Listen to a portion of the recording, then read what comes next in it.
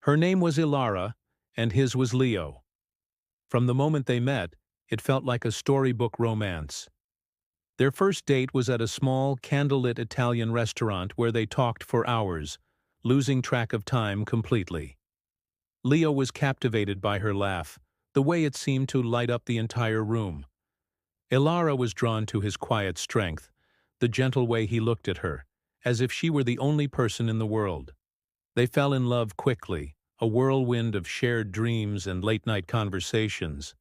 Friends and family all said the same thing. They were perfect for each other. A year later, Leo proposed under a sky full of stars on a beach they both loved.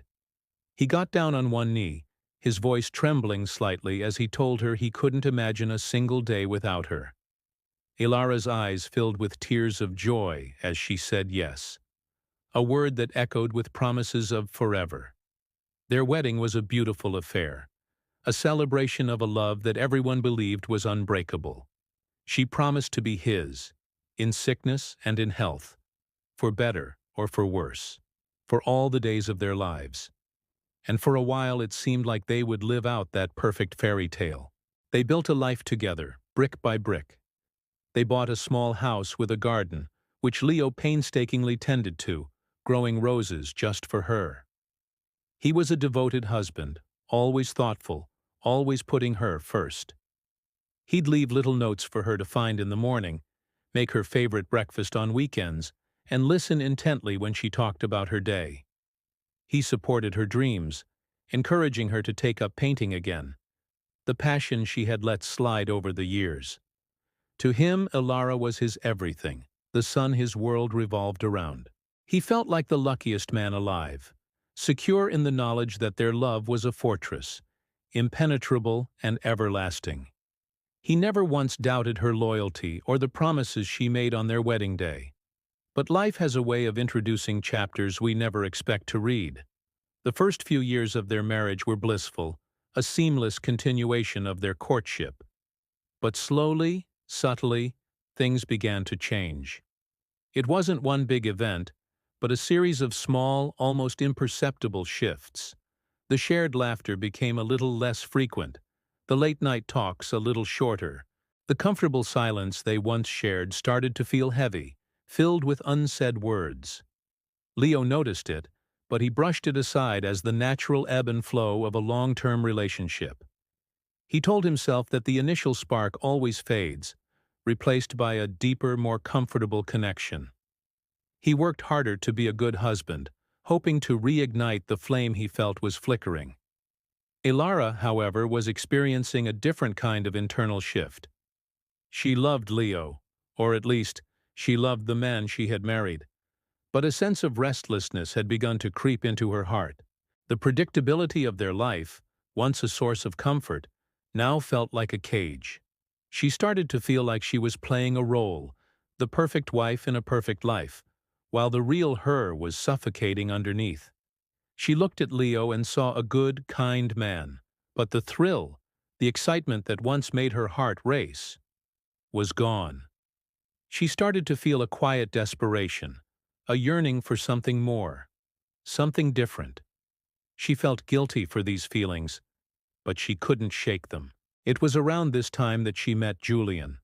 He was a colleague from a different department, assigned to a new project she was leading. Julian was the complete opposite of Leo. He was bold, impulsive, and had a restless energy that mirrored her own. He challenged her ideas at work, debated with her passionately, and looked at her with an intensity that made her feel seen in a way she hadn't felt in years. Their conversation started professionally, but soon bled into personal territory. They talked about their dreams, their frustrations, their secret desires for a life less ordinary. With Julian, Ilara felt a spark she thought had been extinguished forever. He made her laugh with his witty, sometimes cynical humor. He complimented her ambition, not just her beauty. He made her feel alive, vibrant, and a little bit dangerous. The attention was intoxicating.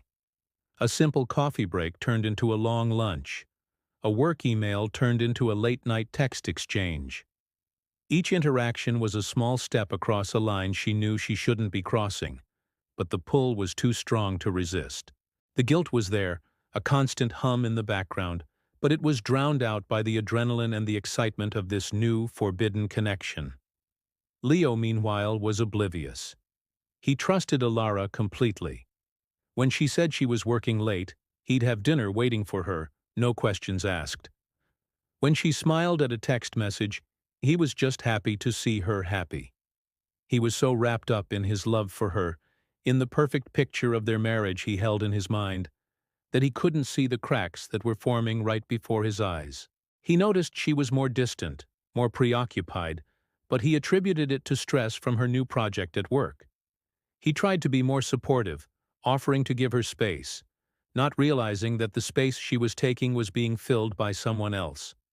The affair began not with a bang, but with a whisper, a stolen kiss in a deserted office corridor after a late meeting. It was a moment of weakness, a surrender to months of building tension. In that moment, Alara felt a jolt of both euphoria and terror. She knew she had irrevocably broken her vows, but instead of pulling back, she leaned in further. The one kiss led to another, then to secret meetings in dimly lit bars, to stolen afternoons in anonymous hotel rooms. She was living a double life. With Leo, she was the devoted wife, going through the motions of their shared life. But with Julian, she was a different person, passionate, reckless, and free. The lies started to pile up. A work dinner, she'd say, while she was actually sharing a bottle of wine with Julian. A weekend conference, she'd explain, as she packed a bag for a trip with her lover. Each lie was a stone added to the wall she was building between herself and Leo. The deception was exhausting. She would come home to Leo's trusting face and feel a pang of gut-wrenching guilt. He would ask about her day, and she would have to edit the truth, carefully curating a version of events that kept her secret safe. Sometimes, she would look at this good, honest man who loved her unconditionally, and she would hate herself for what she was doing. But then a message from Julian would pop up on her phone, and the addiction, the pull of the forbidden, would take over once again. Leo wasn't stupid. He was just in denial. But the signs were becoming too obvious to ignore. There were the hushed phone calls she'd take in another room, the way she guarded her phone like a treasure chest, the unexplained credit card charges. There was a new perfume she wore that he hadn't bought her, and a new habit of staying out late with friends he had never met. The small inconsistencies began to add up, forming a puzzle he was terrified to solve. He started to feel a knot of anxiety permanently lodged in his stomach. The trust that had been the bedrock of their marriage was eroding, replaced by suspicion and fear. The breaking point came on a Tuesday evening. It was their anniversary. Leo had planned a special surprise.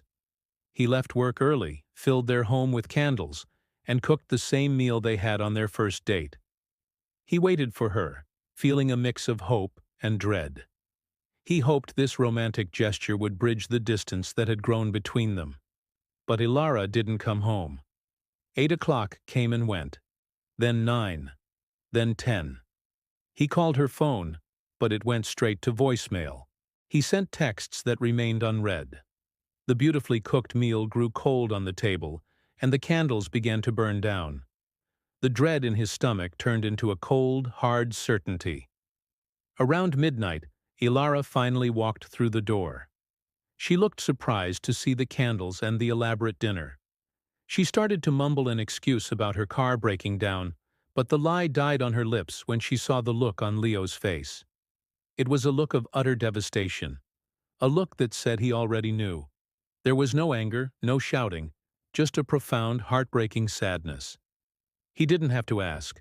The truth was written all over her face, in her avoidance of his eyes, in the faint scent of a man's cologne clinging to her clothes. In that deafening silence, Leo simply asked, "Why?"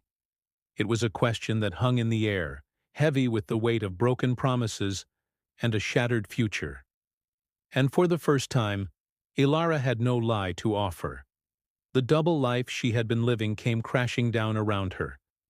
She saw the man she had promised to love forever, his heart broken by her betrayal, standing in the ruins of the life they had built.